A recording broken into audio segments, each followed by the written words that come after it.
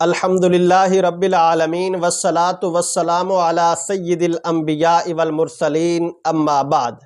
ایسا مسلمان مرد یا عورت جو بڑھاپے یا پھر کسی مستقل بیماری کی وجہ سے روزہ نہ رکھ سکتا ہو اور یہ عذر دائمی ہو، یعنی آئندہ اسباب کے درجے میں صحت مند ہونے کی بظاہر کوئی صورت نہ ہو، تو ایسی صورت میں ہر روزے کے بدلے میں ایک مسکین کو کھانا کھلانا یہ فدیہ کہلاتا ہے۔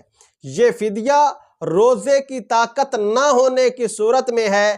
ایک مسکین کو کھانا کھلانا ہے 2 وقت، صبح اور شام۔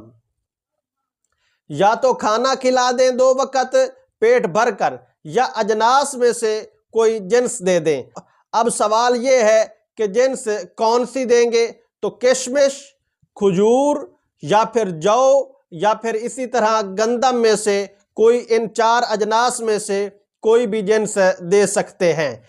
مقدار کتنی دینی ہے ان اجناس کی تو اس کو بھی ذہن نشین فرما لیں کہ کشمش دینا چاہیں تو 3.5 کلو، کھجور دینا چاہیں تو اس کے بھی 3.5 کلو، اور جو دینا چاہیں تو اس کے بھی 3.5 کلو دیں گے۔ اور اگر گندم دینا چاہیں تو پھر گندم کی جو مقدار ہے وہ کم ہے، وہ 1.25 کلو دی جائے گی۔ یا پھر ان اجناس میں سے کسی ایک جنس کی قیمت ادا کرنا چاہیں تو اس کی بھی گنجائش ہے، قیمت بھی ادا کر سکتے ہیں۔ ہمارے ہاں آج کل کے دور میں گندم چونکہ سستی ہوتی ہے، کشمش اور کھجور جو ہے یہ اس کی بنسبت مہنگی ہوتی ہیں، تو عموماً گندم ہی کو فدیے کے اندر یا پھر صدقۃ الفطر کے اندر دے دیا جاتا ہے۔